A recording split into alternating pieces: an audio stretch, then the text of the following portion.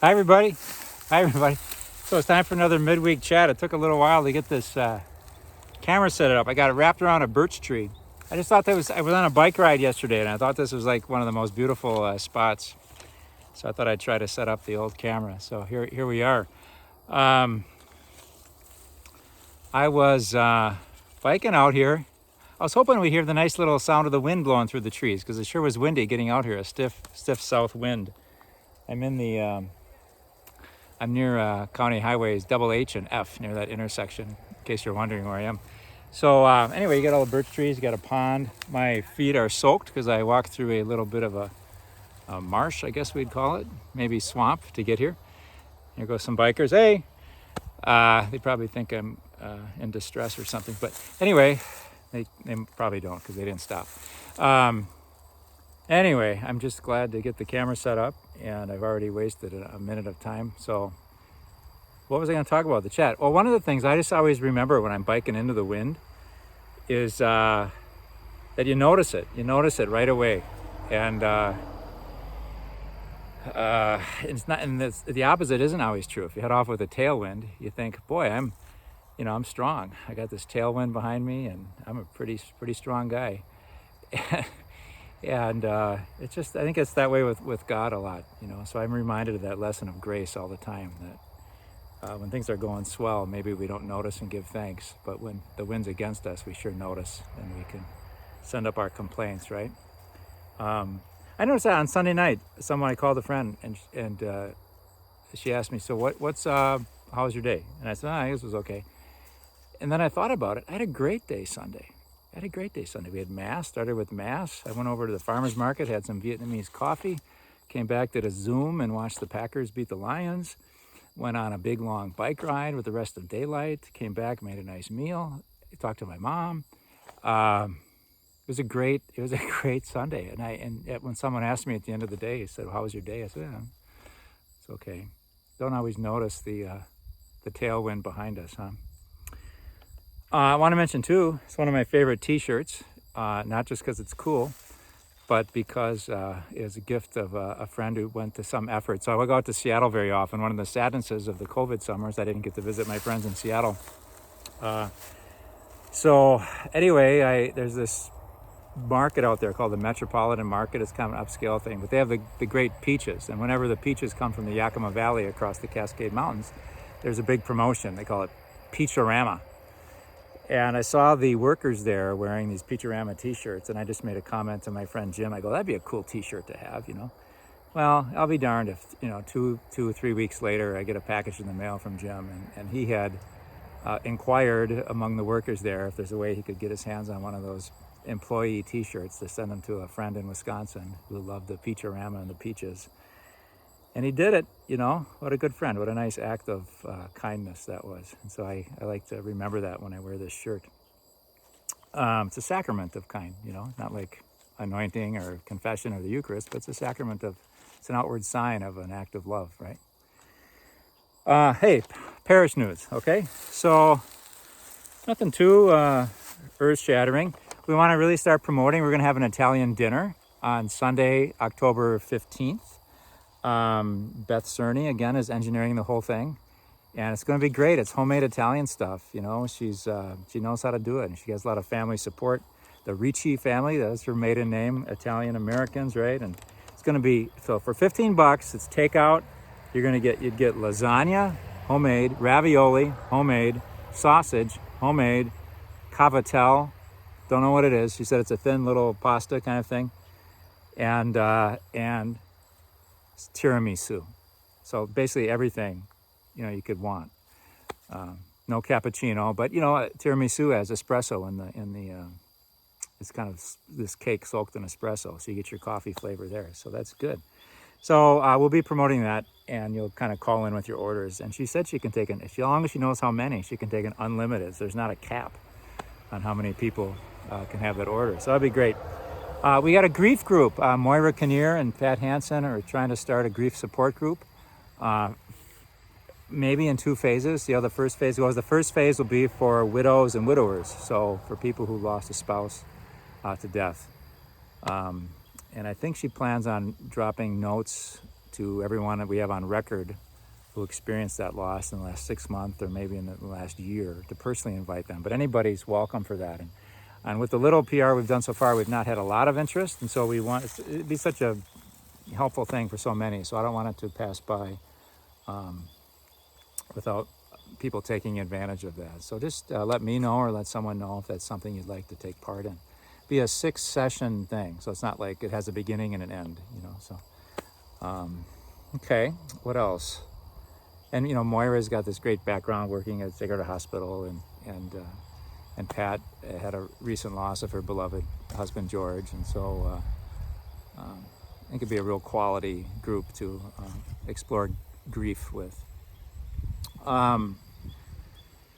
Sunday Mass. So I think I mentioned in the PS last week, we're going to go every week at an outdoor Mass now at 11 o'clock on Sunday. Did you notice last Saturday, was the perfect night for a Mass, and we didn't have one scheduled. But from now on, until it just gets too cold and we have to wear parkas, then we'll probably call off the Mass, but outside. But for now, it'll be 4:30 inside, Saturday, 9 o'clock in the morning inside, and 11 a.m. inside. Or outside on the grass. Mass on the grass, we're calling it, right?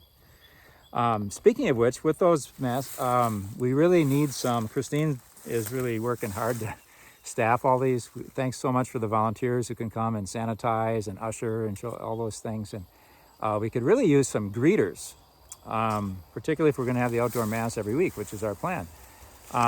So as I mentioned last week, kind of what we're trying to do, there's been a complaint that there's a worry that in the COVID precautionary steps that we're taking to make it as safe as possible for us to gather, that it feels a little sterile to people. So we're really trying to up the all our welcome, the personal warmth, and I think we had a really good start on that last week, and we want to continue. But we need people to do that, right? So we need greeters, especially, that might be willing to offer their smiles and their hellos to people coming to our Masses during this time, especially. So someone just called, they want to join St. James, and they asked, they said, we just don't want to just be there. We want to do stuff for the parish and help out. And I'm like, well, that's good. And I said, well, we really need greeters. And said, oh, that's going to be great. So anyway, so that'd be good.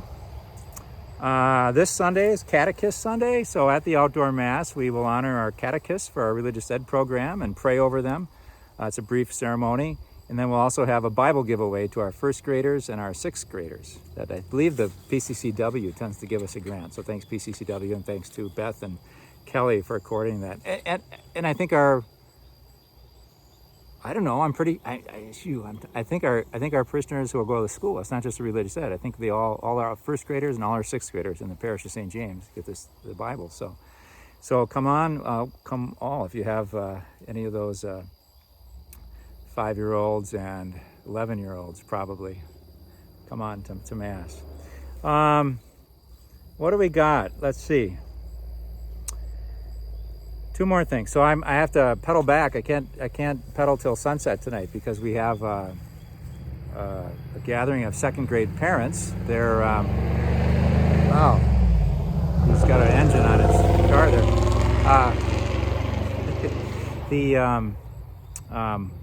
Where was I? I got distracted by the engine noise.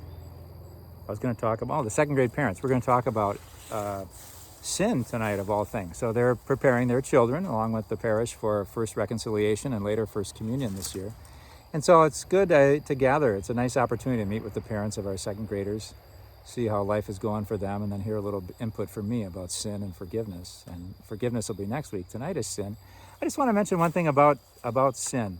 That I teach to everybody. It's a biblical notion of sin, kind of in the Old Testament. I don't know what the Hebrew word is, but it translates as missing the mark.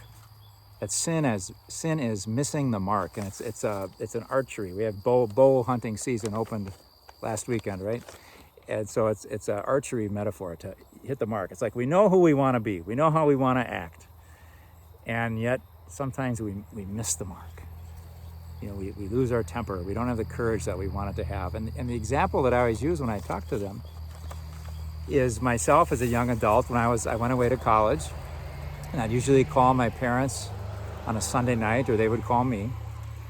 And it's always a little embarrassing to tell this, but that's how we learn, right? From sharing our weaknesses, not just our strengths. And parents, great parents, very friendly. They paid for most of my college, and it's just like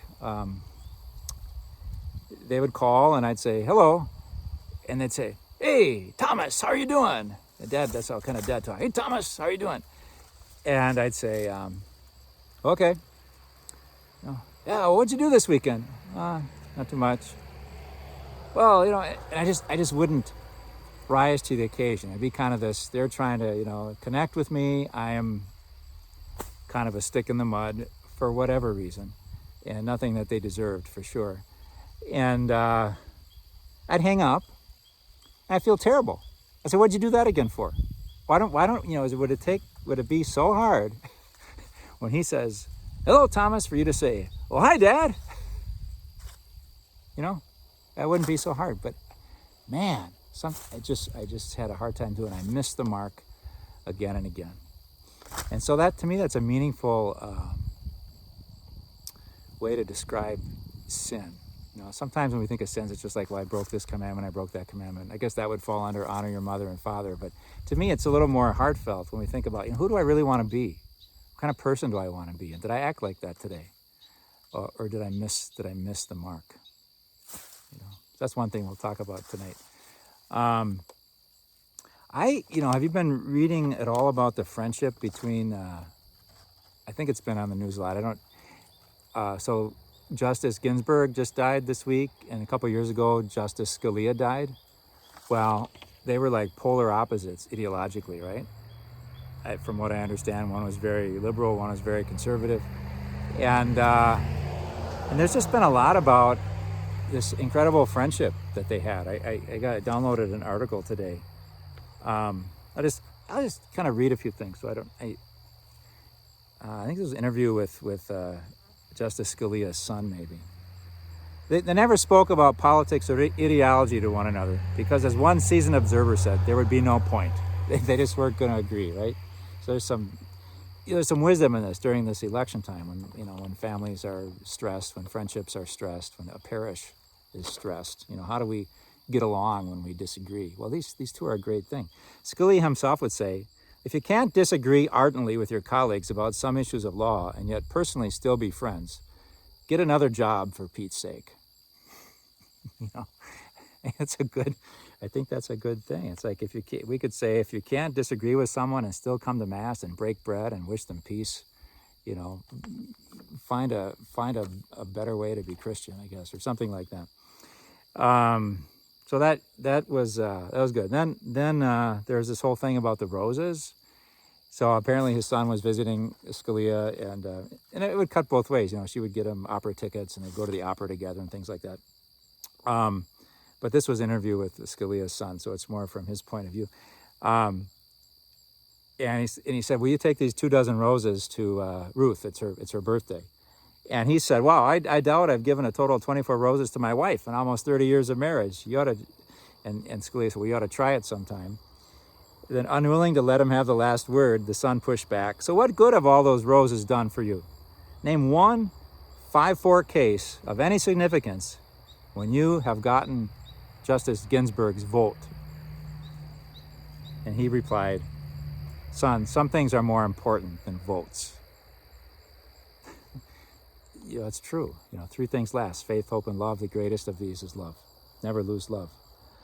And then the author of the article, I thought it was a beautiful way he put it. He said, "Finally, if you're being unduly influenced by anyone who through their speech and actions encourages you to hate or disregard others because they may be or believe something different from you, tune them out and turn them off. They simply do not have your best interest at heart. They are in the business of keeping you riled up for the sake of their own self-interest and profit." I think that's very true. I got a call today from someone who's in the parish, and I think he got mixed up. He saw the news story about that priest in the southern part of the diocese who said you can't be Catholic and vote for a Democrat. And I've been explaining why that's not true. And I hope you know that's not true. It's just there's all these issues. We got to follow our conscience, and I don't want to repeat the whole thing I've been saying the last couple of years, but from a Catholic perspective, you can morally vote for someone who has supported abortion rights if that's not the reason you're voting for him, and if you find proportional reason to weigh the balance on the other side, it's morally allowed. So a sweeping comment like you can't be Catholic and vote for this person is just really out of line and kind of bullying, I think. Anyway, I've said that a few times now. I don't mean to keep saying it, but it keeps coming back on the news. Anyway, this guy called and said, I saw the clip and that priest, and he said, if you vote for this Democrat, you're going to go to hell, and I'm leaving the parish. So, I got to try to call and try to mend that. It's all this social media, and all the extremists get the attention, and you get these followings, and it's just really hard to keep kind of a sane, centered life sometimes, isn't it? And there's some wind in the trees. I don't know if you can hear that. Anyway, so there's that. Where did my notes go? Did they blow away in the wind? Oh, in my pocket. Okay. And then maybe that's it. But I think that's really where we're at. These are really interesting and hard days. I hope you have a moment like I do, just to kind of sit and behold something beautiful. There's so many beautiful trees out right now, and things to look at. I think I would like to close with a little musical thing, if you wouldn't mind. If you do mind, you can click the stop button. If we'll get the wind to accompany us or not, but when I was deciding whether to go to the seminary or not to be a priest, I remember I had a cassette tape by Cat Stevens called Tea for the Tillerman. It's actually celebrating its 50-year anniversary, that album, this year. And my sister she liked Cat Stevens a lot, so that trickled down to me. Anyway, so I was actually going to visit Father Al Sloviak. I was home on Christmas break, and I was going to visit him. He was the campus minister at UW Stout in Menominee, which, by coincidence, I ended up having that position for 17 years. Who figures, And so anyway, I'm going down the highway, and I got this Cat Stevens thing on. I'm just trying to pray, God, what do you want me to do? And see if I can remember these words. I tried to look them up on the phone, but they're on the phone now, and the phone's taking my picture. If you can't hear it, you can just maybe imagine the wind blowing through the trees a little bit. With all the noise that we have all around us to distract us and to stir up feelings that are not loving, it's good to listen to the stirrings of our soul that God gives us. The song goes something like this here. I listen to the wind of my soul. Just where I'll end up, well, I think only God really knows. I sat upon the setting sun, but never, I never wanted water once. No, never.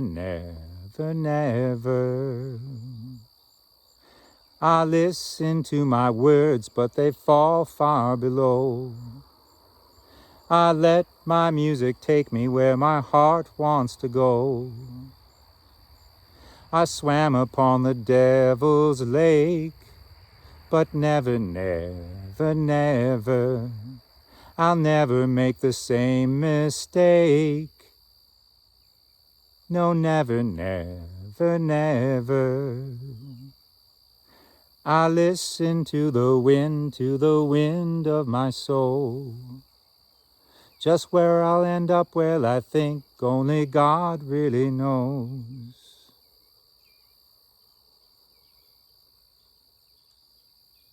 May you hear the wind of your soul tonight, today, this morning, all day.